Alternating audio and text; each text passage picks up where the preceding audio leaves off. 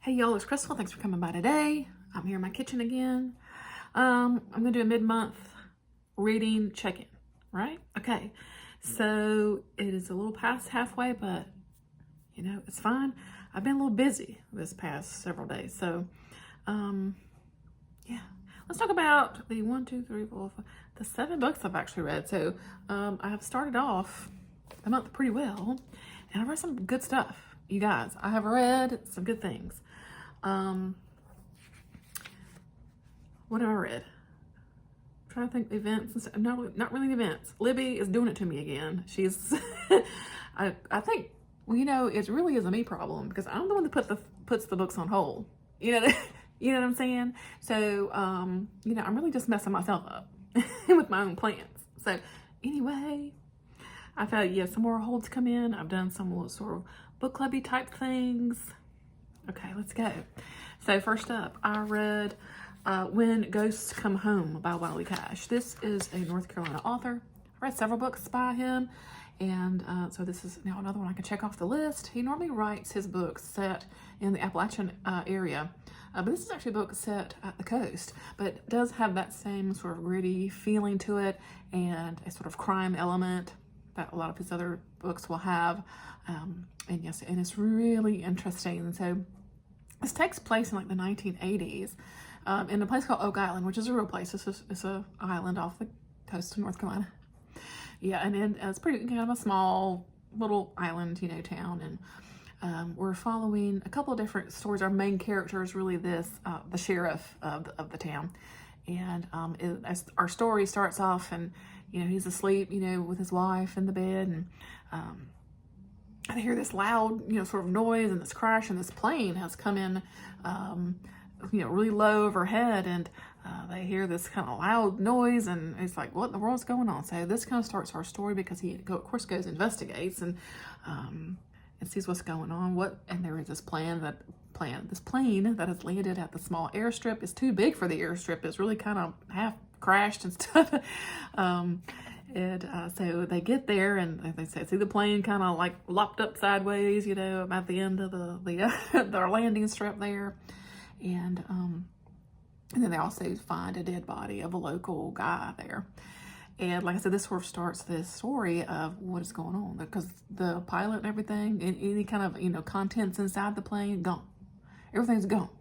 And so yeah, it just starts this sort of what's going on kind of story. We also get some other characters' perspective, particularly Colleen, who is our sheriff's, what's his name? Winston, and his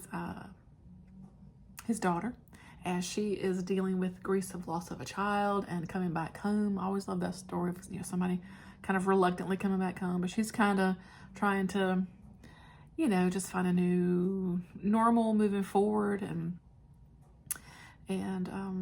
yeah, her story is, you know, is kind of sad. And there's also this sort of, because our sheriff is going to be up for re-election very soon, and we also have this character, I wrote his name down here, Bradley Fry, who's going to be opposing Winston in the upcoming election. So he is trying to like make a big brouhaha about what's going on with this investigation with the plane. The FBI gets brought in, of course, because it's a plane, and so the story goes from there. It's very much really. I love the characters here. I really like how Wiley writes. He really gives us a sense of place and gives us characters that just feel very rooted, you know, in that place. And I really appreciate it. I liked you know, reading his story set on a coast, and a coastal story. Like I said, because most of his stories take place up in the mountains, and yeah, I really liked it. If you like just slice of life with a little bit of gritty crime, you know, type of story, I think you would like Wiley Cash's writing. It's good stuff. So yeah, I really recommend it, and I enjoyed it. Next up, my hold came in for Victorian Psycho by Virginia Feito. I've been wanting to read this because everybody and their mom's reading it, and I've got to know what's going on. I previously read Mrs. March by this author and really enjoyed it. So I really was interested to see, you know, kind of what was up next for her to come out with anyway. And I fall in the camp of I flippin' loved this book. Okay. Yes, I did. I loved it. And I don't Can I tell you why? I don't even really sure why. And I think most people know kind of what this story is about now, but we're following this governess. Well, she's brought in as a governess to this kind of hoity-toity family. And so she's coming in and, you know, take care of the children and everything, do, you know, schooling for them and, you know, that kind of thing. It's a governess, right? But this chick is crazy, and I absolutely loved her. She's a very interesting character. She's got a dark side, okay? She's got a dark side, and we are following the ride of like her inner, some of it's kind of like inner dialogue that she has with herself. We do dip back into her past a little bit, particularly like the death of her mother, sort of her upbringing, not knowing who her father was, some, you know, things that happened to her as a child. I would say specifically being given like laudanum and things like that. I think it was laudanum. That can't be, maybe that has something to do with how she is acting now. I don't know. You give like a 2-year-old, like, you keep them drugged up all day. I just don't know what they expect. Anyway, yeah, she just has the sort of inclinations towards violence. And so she's come into this house and things start happening, bodies start falling, and I just absolutely loved it. I loved her so much. It's just, I love when women, you know, aren't painted as always fresh and nice. You know what I'm saying? I really like that, and I just really like how Virginia Feito told this story and gave us this story of this woman. Now I'm telling you, I loved it. I absolutely loved it. There were lots of really fantastic quotes in here, and yeah, I'm telling you, you gotta read it. You gotta read it. Some crazy stuff goes down, and yet the ending about blew me over. I loved it. Again, I'm on team love this book. Okay. So some people haven't really liked it, but I loved it. Okay, next up for the book club, the book Books and Bocadillos book club run by Mary Andrea. I will link her channel below. She has a whole month-long book club reading Latin American authors. And so for this month of June, we're reading The Grief Keeper by Alexandria Villasante. This is a YA novel. I really enjoy this. This is a very timely story. It is about these two girls coming from El Salvador, and they are trying to come to America to flee some things that have happened in El Salvador. Because, like I said, very kind of timely. They're seeking asylum from, you know, gang violence. Their brother was murdered by a gang, and yeah, it got really bad there. And so she, Marisol is our main character. She's 17, and she's coming into the U.S. with her 12-year-old sister, Gabriela. And so we follow them as, you know, they're being, at the very beginning, they're sort of held in this detention facility, and you know, they get, you know, Marisol is brought into this room to kind of talk with someone to try to get, like I said, they're seeking asylum, so they're going through these sort of questions and things, and they end up, let's just say they end up getting offered a proposal, right? And being a sort of, for Marisol, primarily to be a sort of test subject. So it has like science fiction vibes to it. To test out something called transference, which is where someone will come in and literally, you know, they'll get sort of hooked up to these, hooked up to a sort of machine, and someone's grief will be transferred to you. And so if someone is, you know, very, you know, suffering from, you know, just a very awful depressive episode or something like that, or maybe having suicidal ideations, they're just not doing well, then, you know, they can transfer their grief to someone else.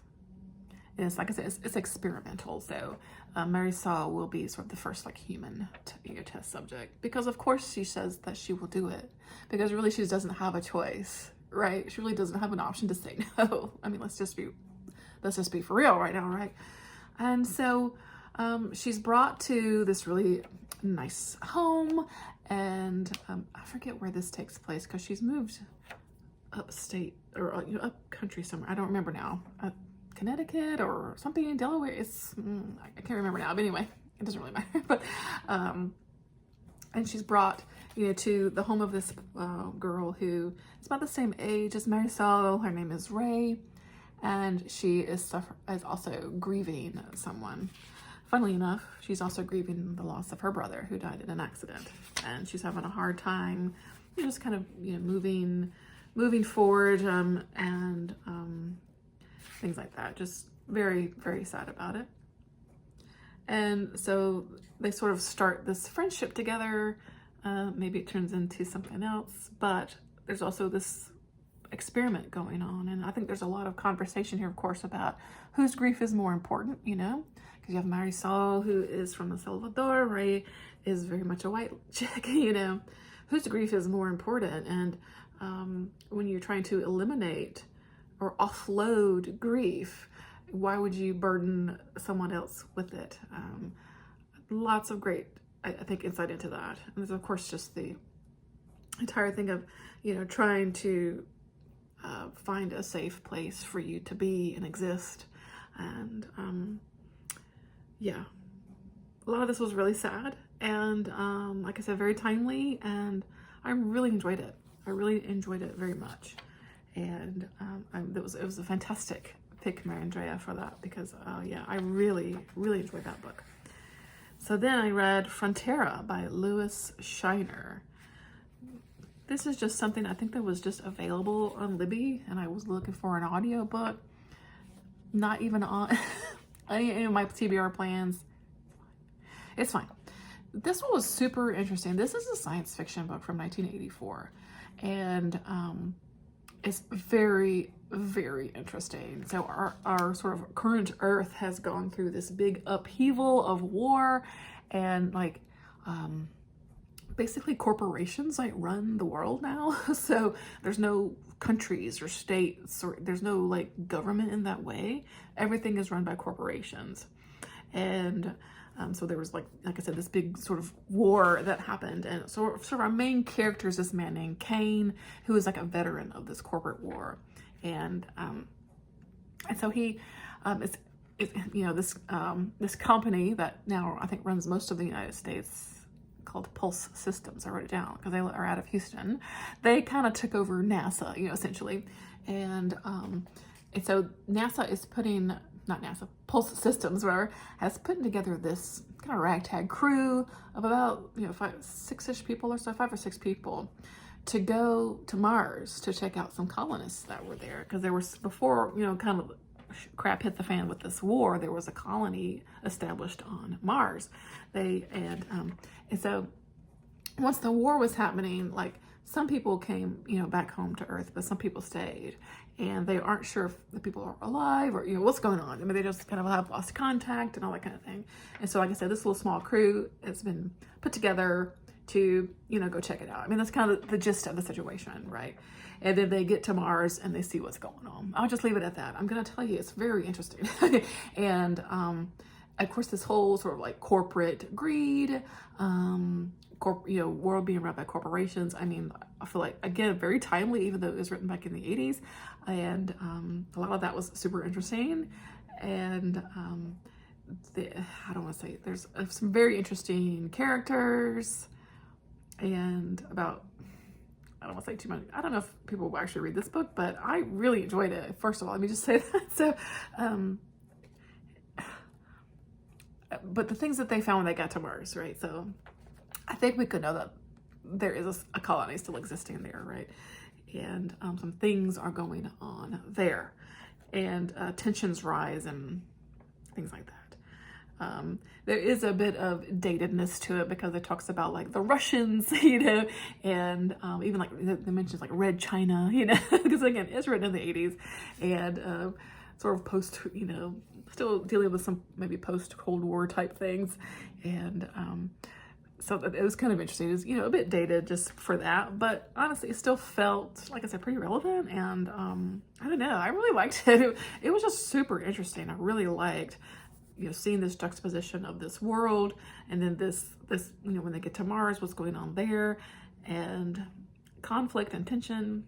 it was really interesting. I would highly recommend it if it just sounds interesting to you. I then read The Dallergut Dream Department Store.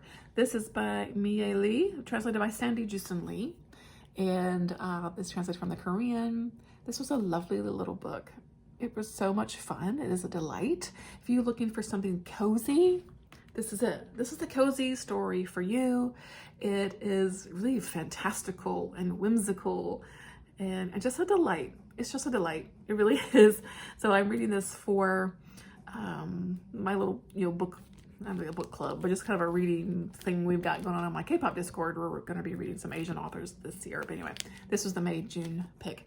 And yeah, like I said, just a really delightful story. Our main character, what's her name again? Is it Polly or something? Penny. I was almost there.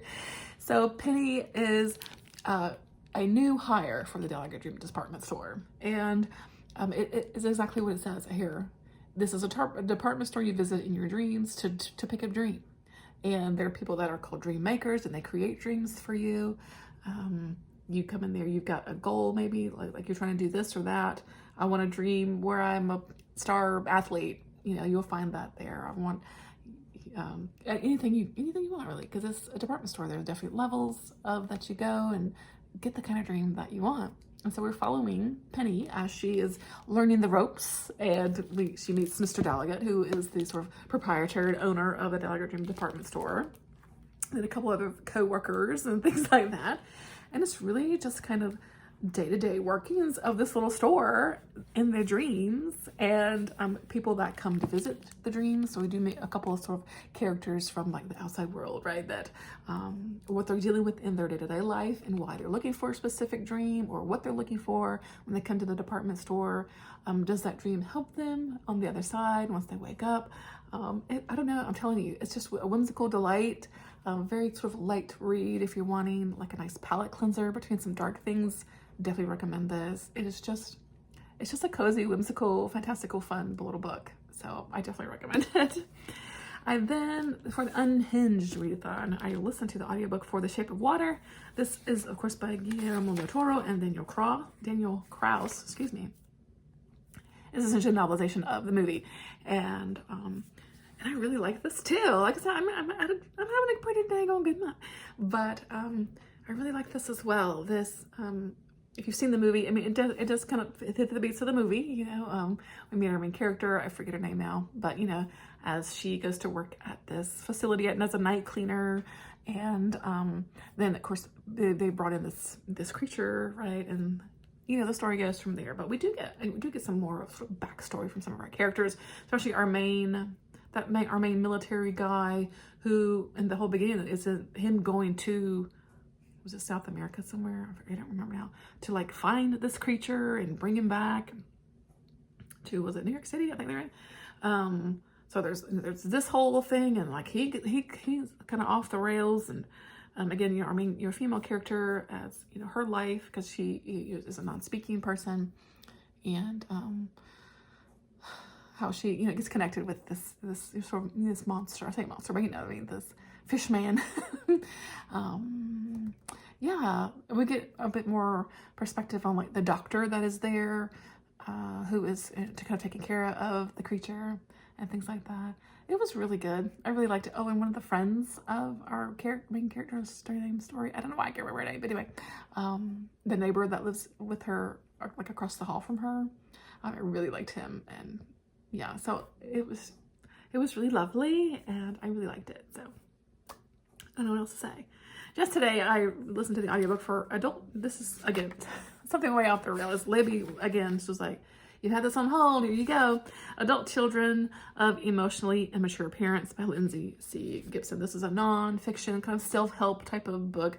Not normally something I read, but I've been interested in this one just to kind of see what she says, you know what I mean? And I don't know what else to say about it. I found it interesting and informative. And it is, like I said, a sort of self-help type of book. It gives you some things to, what's the word I'm looking for? Like little things to do along the way. I think you know what I'm trying to say. Little checklists to make, and things like that. To see, like, is what you're experiencing with one of your parents this, emotional immaturity, narcissistic type of behavior. Anyway, I found it super interesting, and I'm glad I listened to it because I feel like it definitely gave me some information that I was looking for. All right. So that's kind of where I'm ended up. Okay, I think I might have a DNF though, you guys. I did, and look, I told you, like, yeah, the front and the back cover have fallen off my book. But the Oxbow Incident by Walter Van Tilburg Clark, I don't know, you guys. I am somewhere in chapter 3. I'm about 70-ish pages in. I actually ended up switching to an ebook copy because this thing was literally falling apart in my hand. So I checked it out from the library. So on my Kindle, I think I'm like page 78, something like that. I don't know. I'm telling you, it's just slow burn. And I mean, it's kind of interesting, but I'm kind of like, do I care? I don't know, because we set this scene. We've got these two guys that are kind of coming in from, the range or whatever to this little town, and this little kid comes into town and is like, hey, yo, this dude's been killed over on his property, and I think probably some of his, like a whole lot of his cattle have been stolen too. And, we've been having some troubles with, these rustlers coming around and like stealing cattle and stuff like that. But now like they've killed a man, so they're in the process of like, do we, rustle up a posse to go try to track these men down who killed this guy? Or do we not? Do we leave it to like the sheriff? Or do we like take justice into our own hands? But we ain't gone nowhere in those 78 pages, but still in this little town. And they're just talking about it. I do like a lot of the language in here. I like the writing, but I'm just like, do I care? I don't know. I'm pausing on this for now. We'll see if I come back to it. But as of right now, I don't know. I don't know, you guys. So let me, if you've read it, let me know. I don't know. I was looking really forward to this because as my sort of Western classic for the year, this year's June on the Range, but oh man, I just don't know. So there's that. I'm currently reading Skin by Kathy Koja because it is an arc that is way overdue, and I just really need to read it and finish it. I'm loving it. I'm really loving it, but I just need to get back into it. Like I said, these past sort of several days I've been very busy, and I've really not done a lot of reading at all. So just trying to get back into the flow with stuff, So that's it. That's my reading so far in June. I've had a pretty daggone good time. And so let me know what you've gotten into so far for June, and written any good books yet. Let me know what you think about Victorian Psycho if you read it. Are you team yay or nay? I want to know. And hope you're doing well and hanging in there. And I will see you at the end of the month when I wrap up the rest of my reading, okay? Bye.